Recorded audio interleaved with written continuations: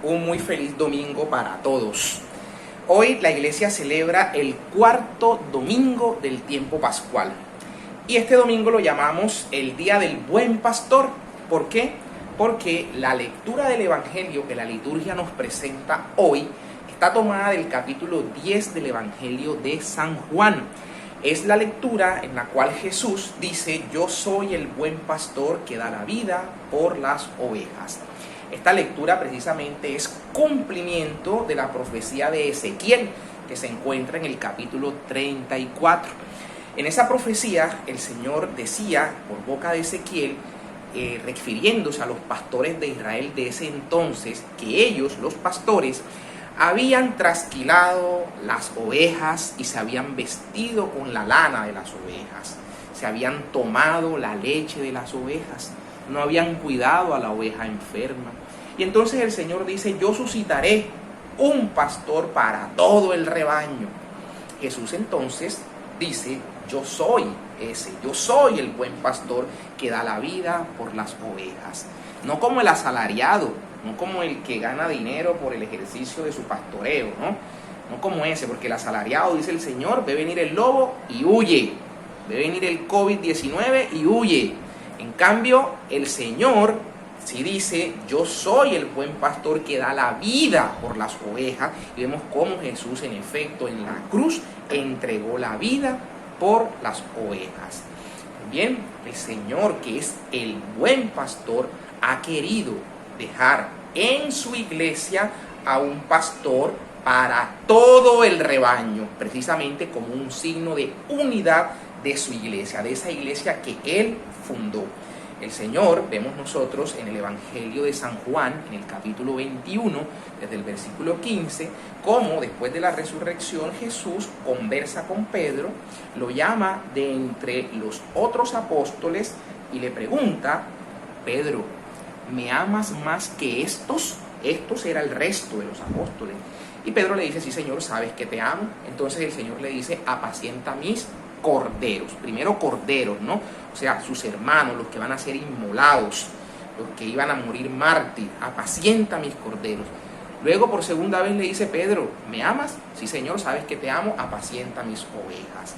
Luego el Señor le va a decir por tercera vez: apacienta mis ovejas. Podemos ver que eran unas las ovejas del pueblo de Israel, y las otras ovejas, como decía Jesús: tengo ovejas que no son de este redil, que también debo traer a este único redil, que eran, como vamos a ver más adelante, precisamente las naciones paganas, las naciones fuera del pueblo de Judea, fuera de las ovejas de Israel, que el cristianismo iba luego a meter en ese gran redil.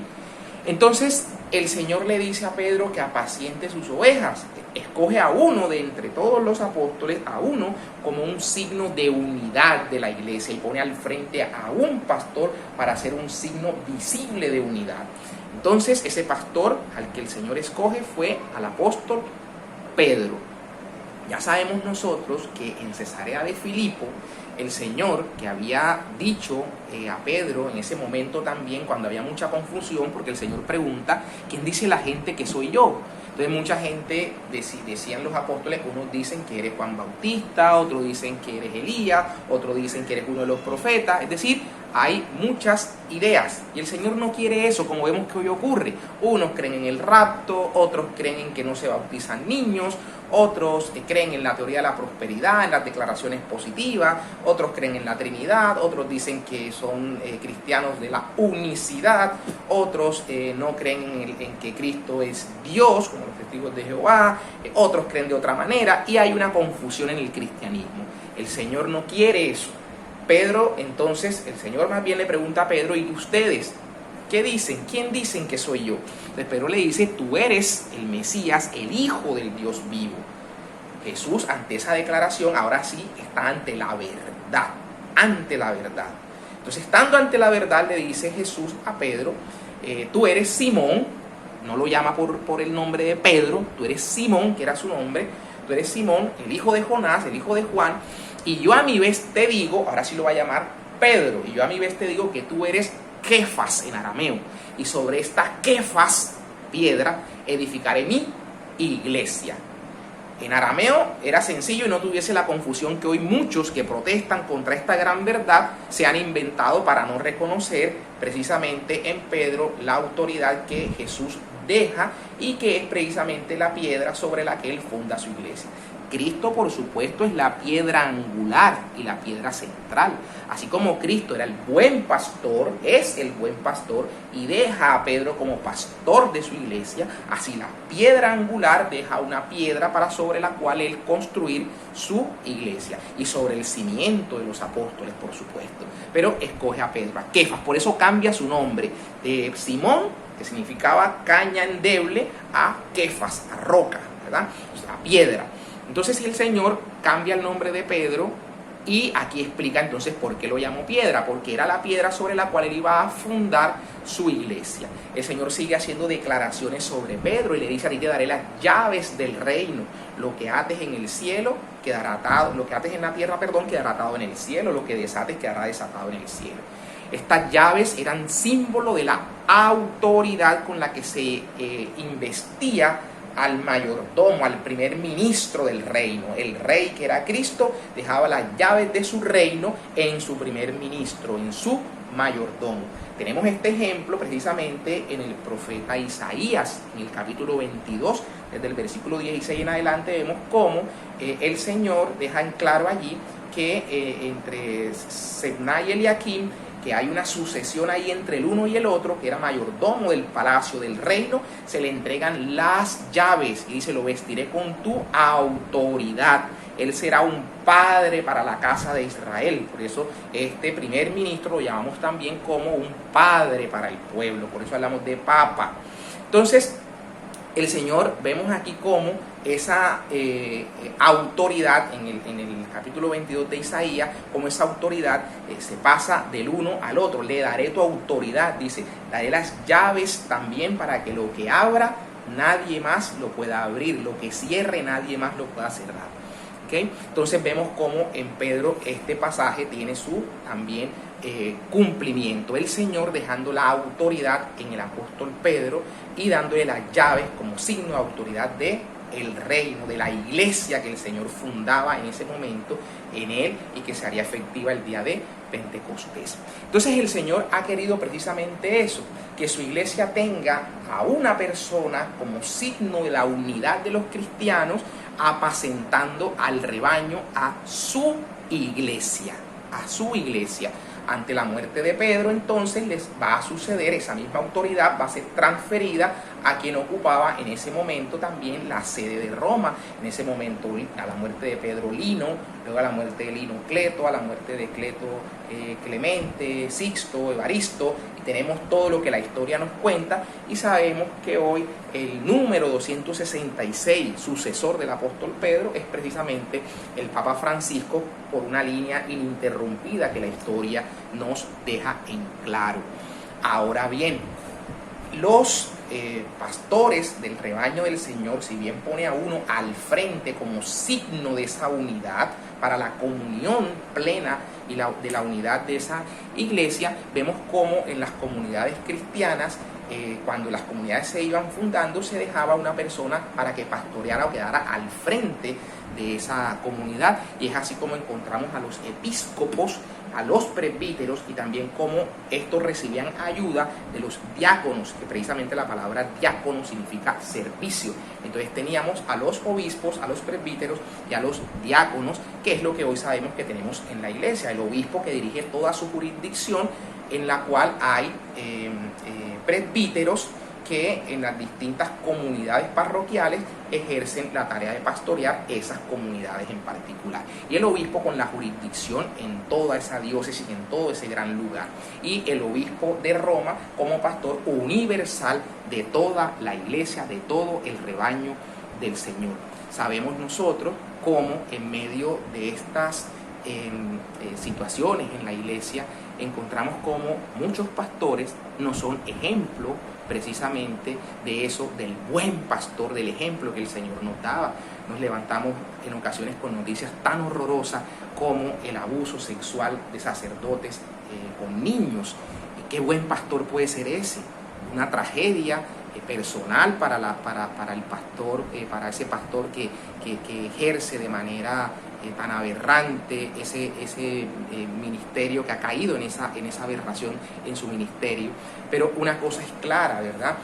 Una cosa es clara, por supuesto que la iglesia debe atender a todas esas víctimas que estos personajes llamados disque sacerdotes o disque presbíteros, esta atrocidad con la que destrozan la vida de lo más sensible de la sociedad, que son los niños, es un hecho tan atroz que no debe haber medias tintas en la iglesia frente a eso. Sin embargo, hay que tener en claro una cosa, que yo no mido a la iglesia, yo no mido el árbol de la iglesia por los frutos podridos. Un árbol no se mide por los frutos podridos que están en el suelo, que vemos en el suelo frutos podridos y decir ese árbol da malos frutos porque hay un fruto podrido en el suelo. Los frutos rozagantes que cuelgan del árbol son los que dan testimonio de las bondades de ese árbol. Vemos cómo, por ejemplo, de las ramas de la iglesia cuelgan esos frutos como el de Francisco de Asís, que es un gran fruto de la iglesia, Ignacio de Loyola, Ignacio de Antioquía, Francisco Javier, Domingo de Guzmán. Vemos a Vicente de Paúl entregado por los pobres. Vemos un Damián de Bestiur, por ejemplo, que va a una isla de Malocaya donde iban los leprosos, y allá Damián de Bestiur se ofrece para ir a atender a los leprosos y ser el servidor de los leprosos, y por supuesto muere él de lepra. Pues sabía lo que se le venía, pero la comunión con Cristo era tal que sabía que esa comunidad no podía quedar desatendida. Esos son los frutos de la iglesia, los frutos rozagantes que cuelgan de esas ramas de ese árbol. Esos son los que me dicen que nutriéndose de la savia, de todos los nutrientes de ese árbol que se llama iglesia, el cuerpo místico de Cristo, no hay otro fruto sino el fruto del bien, de la bondad, de la santidad, de la santidad. Entonces, el Señor ha dicho: yo soy la vid verdadera, ustedes son las ramas. Si la rama permanece unida a la vid verdadera, esa rama va a dar fruto. Pero cuando la rama se separa, es lo que pasa con estos frutos, que el gusano los ha podrido, se los ha comido y han caído al suelo. Entonces, sí, lastimosamente, no podemos negar que estos frutos podridos que han caído del árbol de la iglesia, de una u otra manera manchan la credibilidad, la santidad de la iglesia, y duele que esto pase, y duele que algunos, solo fijándose en los frutos podridos, quiten la vista de la verdad de estos frutos verdaderos, como la Madre Teresa de Calcuta, por ejemplo, en nuestro tiempo, ver una madre abnegada, entregada a los pobres por la comunión que vive con Cristo. Y hacía tanto, ayer, hace unos días, conocí el testimonio que no conocía esta mujer, Claire Croquet, una irlandesa que se va a España a un retiro, y luego ver cómo transforma su vida y vive en una santidad absoluta su vida hasta su muerte, que fue fruto de un terremoto en Ecuador, donde estaba sirviendo al Señor. Esos son los frutos verdaderos de la iglesia. Ver cuántos sacerdotes en medio de estas vicisitudes están en los hospitales, están yendo a las partes a llevar alimentos. Esos son los frutos verdaderos de la iglesia del Señor. Claro, esto no de ninguna manera justifica, y la iglesia tiene que dar la cara cuando estos frutos podridos han hecho estas atrocidades que no pueden en ningún momento ni conectarse ni ocultarse. La iglesia tiene que ser clara y mostrar con claridad la aberración de cualquiera de estos frutos podridos, mostrarla y decirle y pedir perdón con claridad a las víctimas y al pueblo entero. Esto no es el momento tampoco, como algunos católicos hacen, de que porque los testigos de Jehová tienen una lista más grande aún de pederastia y de casos de abusos sexuales, entonces con eso que vamos a justificar las aberraciones que ocurren o que han ocurrido con los miembros de la iglesia. De ninguna manera. Que allá salió la noticia que un pastor violó a sus 4 nietos. Entonces, por esa noticia de que un pastor, perdónenme, pero en lo personal a mí no me asombra o sorprende de que en otras denominaciones, donde personas que se autoproclaman pastores estos hechos atroces ocurran. Debe lamentarnos que ocurran en el seno de la iglesia, donde Dios ha instituido y Cristo, el Señor, ha instituido verdaderos ministros de su evangelio, verdaderos ministros que llevan la fe, que la comunican, verdaderos ministros de la reconciliación, del perdón, y que esos verdaderos ministros, con sus manos santas, ungidas por el Señor, lleguen a estas atrocidades. Eso es lo que debe doler. Eso es lo que debe doler, que ocurra eso en el seno de la iglesia. Porque es que ocurre en todas partes. El profesor que viola a una niña, a un niño de escasa edad, ocurre allí y es detestable, es un tema horroroso que hay que extirparlo de la comunidad. Ocurre el médico que lo hace, el abogado que lo hace. Eso ocurre en todas partes. Pero la iglesia no puede decir que porque ocurre en todas partes, entonces ¿qué? Acá peor que ocurra en la iglesia, peor, porque usted, hermano sacerdote, usted está puesto en medio de los hombres para llevar vida, para dar confianza, para acoger al niño, para darle esperanza.